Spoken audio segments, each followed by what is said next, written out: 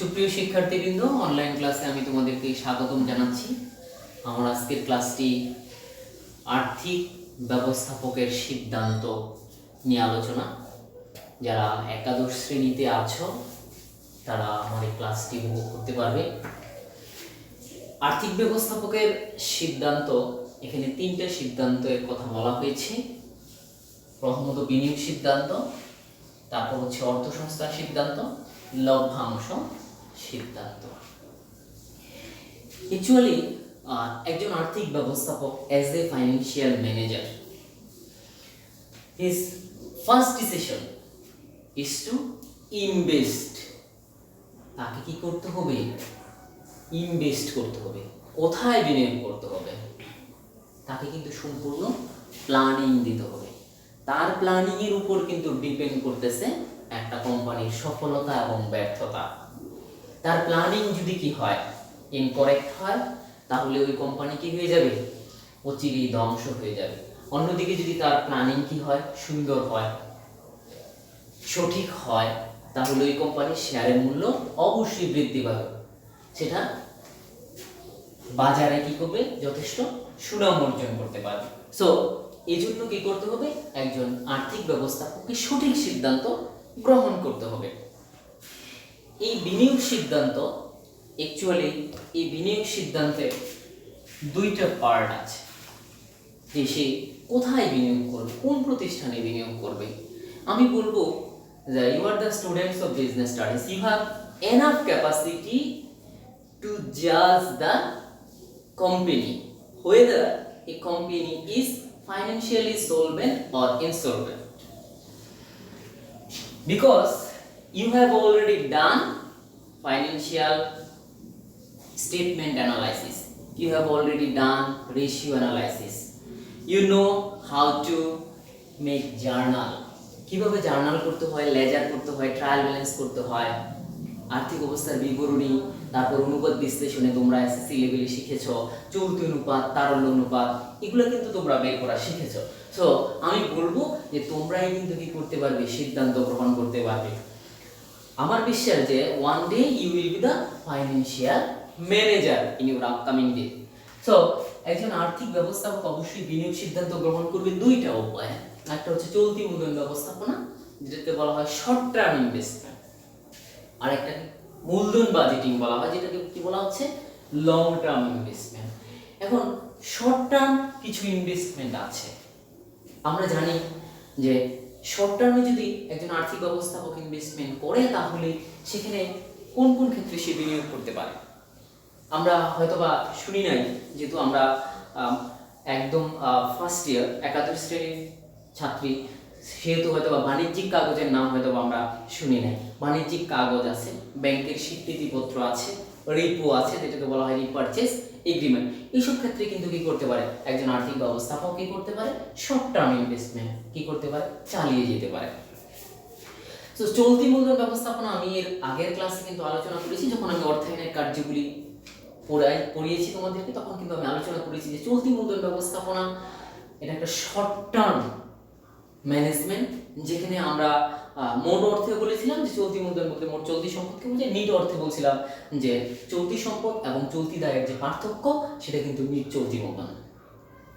So এখানে কিন্তু আমি ওই সময় যখন অর্থায়নের কার্যগুলি আলোচনা করেছি, তখন কিন্তু আমি লিকুইডিটি এবং প্রফিটেবিলিটি নিয়ে কথা বলেছি, যে এটা সবচেয়ে বড় একটা ব্যাপার। যখন কোনো আর্থিক ব্যবস্থাপক তার শর্ট টার্ম ইনভেস্টমেন্ট করতে যাবে, সেখানে লিকুইডিটি এবং প্রফিটেবিলিটির মধ্যে একটা কি করতে হবে? সমঝোতা, সমন্বয় থাকতে হবে। যদি লিকুইডিটি এবং প্রফিটেবিলিটির মধ্যে একটা সমঝোতা না থাকে, তাহলে কিন্তু ওই আর্থিক ব্যবস্থাপক সঠিক সিদ্ধান্ত গ্রহণ করতে পারবে না।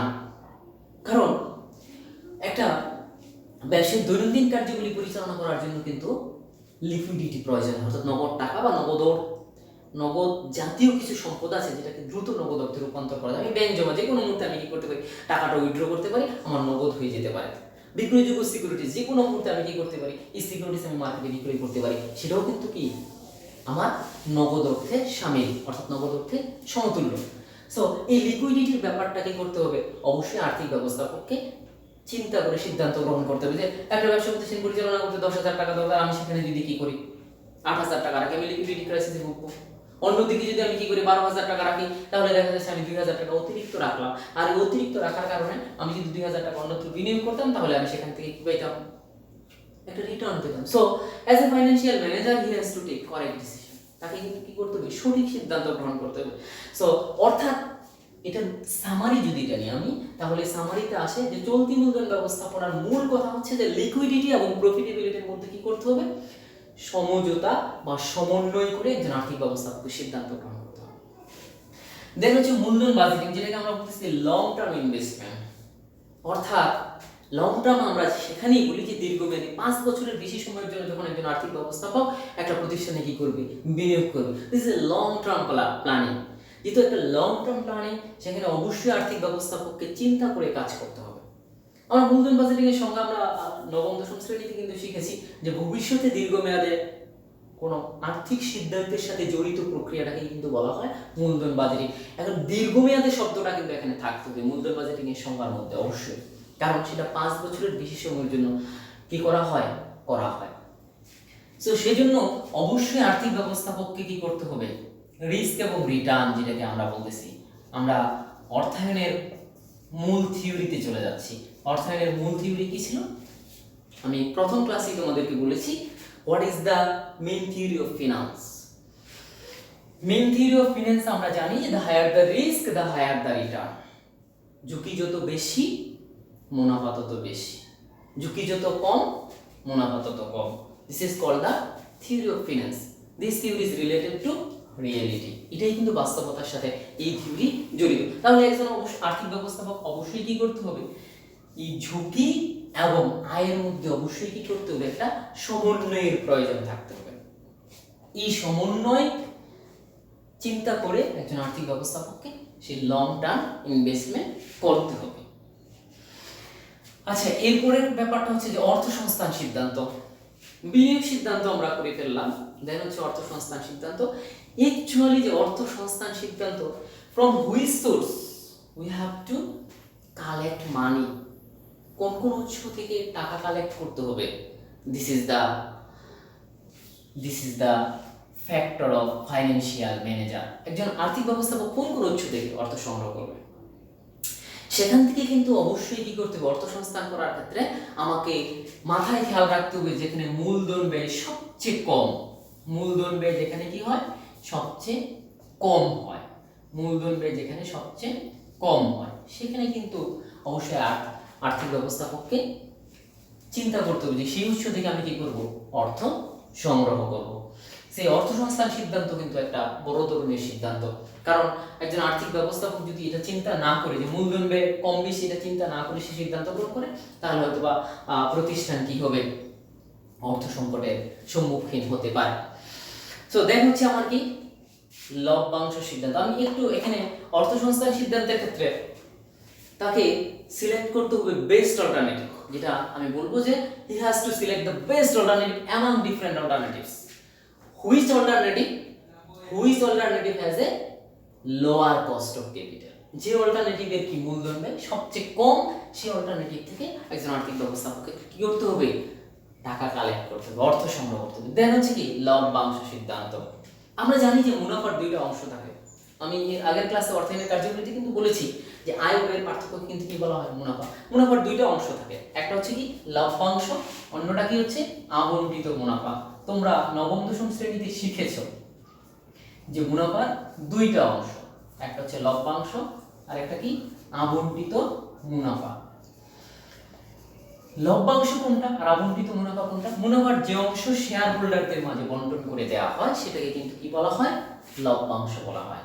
মুনাফার যে অংশ শেয়ার হোল্ডারদের মাঝে বন্টন করে দেওয়া হয় না, অর্থাৎ ভবিষ্যতে যে কোনো ধরনের অপ্রত্যাশিত সিচুয়েশন ফেস করার জন্য রেখে দেওয়া হয়, সেটাকে কিন্তু বলা হয় আবন্টিত মুনাফা।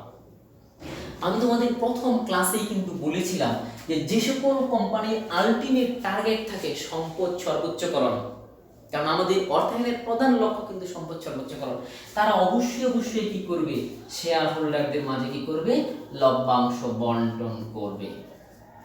কারণ শেয়ার হোল্ডারদের মাঝে তারা কি করবে, লভ্যাংশ বন্টন করবে, কারণ তাদের আলটিমেট টার্গেট হচ্ছে কি করা, to satisfy the share holder, to satisfy the customer, আমি যদি কাস্টমারদেরকে স্যাটিসফাই করতে পারি তাহলে অবশ্যই আমার কোম্পানির ডিমান্ড বেড়ে যাবে, আমার কোম্পানি মার্কেটে অনেক জনপ্রিয় হয়ে যাবে। সো আমার অটোমেটিক্যালি আমার ফার্মের মূল্য যেটাকে বলা হচ্ছে এনপিভি, নেট প্রেজেন্ট ভ্যালু, আমি বলেছিলাম যে এনপিভি নেট প্রেজেন্ট ভ্যালু, তোমরা হয়তো নাম শুনেছো। এনইভি যেটাকে বলা হয় net asset value, NPV means net present value, এনইভি মানে নেট অ্যাসেট ভ্যালু। ওই কোম্পানির এনপিভি এবং নেট অ্যাসেট ভ্যালু কি হয়ে যাবে, সর্বোচ্চ হয়ে যাবে। আর অন্যদিকে যে সকল কোম্পানির উদ্দেশ্য হচ্ছে মুনাফা সর্বোচ্চকরণ করা, তারা কি করবে, মুনাফার অধিকাংশ অর্থ আবণ্টিত মুনাফায় রেখে দেবে, শেয়ার হোল্ডারদের মাঝে তারা কোনো লভ্যাংশ বন্টন করবে না। সো এই লভ্যাংশ সিদ্ধান্তটা অবশ্যই আর্থিক ব্যবস্থাপককে সঠিকভাবে গ্রহণ করতে হবে, কারণ আর্থিক ব্যবস্থাপকের আলটিমেট টার্গেট থাকতে হবে কি, to satisfy the share holder. This is about you all. Thank you everybody.